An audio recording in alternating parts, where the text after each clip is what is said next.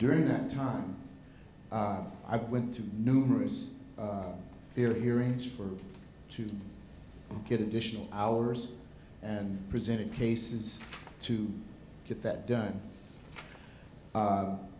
Some successful, some not.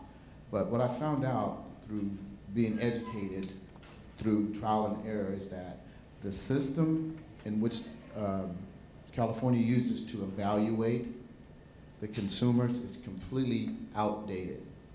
You know, my question is there anything going on now that's planning to revamp this program and the way they evaluate the consumers?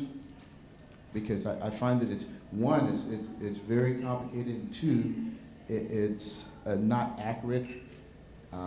So that's kind of my question. Okay. You know, there's so many elements to in-home care and to the IHSS program specifically that obviously are craving redesign and better structure, more consumer input in their design, all of these things. And, you know, I think all of us that are certainly members of the coalition, I think anybody that's affiliated with the program as a consumer or an advocate are aware of a lot of flaws that still need to be worked out and resolved in the program. I can tell you that just because of the stance that we've been in for the last 2 years with this governor literally trying to take this program out. I mean, you had dialogue from this governor at the beginning of the year basically saying that he, you know, he would have no problems, you know, dismantling this program entirely because at the end of the day it was an optional service and that, you know, if he wanted to, he didn't have to provide it. So when you've got that level and that kind of rhetoric, we've just been in basic survival mode for the last 2 years, Ed. And I can tell you that I think that with this last budget agreement, I'm hoping that that's taken some of the heat off of us. We always think that, and then come the next budget year, we find out that we're sadly mistaken and have to go back into a total defensive mode.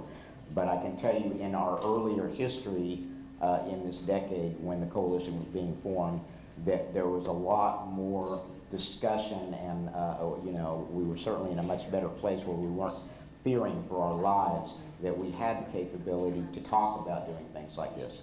And I think all of us have to be optimistic that we're going to get back to that place because we know that this program is unique in the nation. We know its strengths. We know there's nothing like it. We set the example for the entire United States and I think in many ways the world. And that doesn't mean that there's not room for improvement. We all know that there absolutely is. And that's our goals as advocates and participants in this. We want to make it better. And so all I can say to you is I'm hoping that we'll get that opportunity in years to come and we can start having more profound discussions about the things that you've talked about and not just fearing for our very survival. Thank you.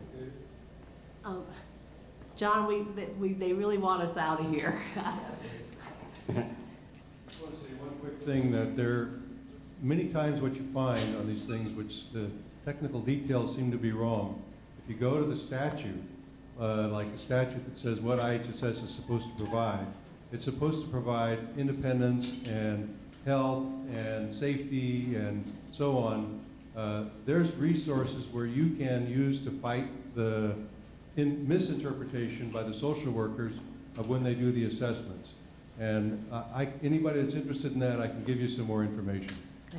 I'd like to give a big thanks to John Wilkins and everybody get on his website and keep up the good work, John. Thank you. Thank you for having me.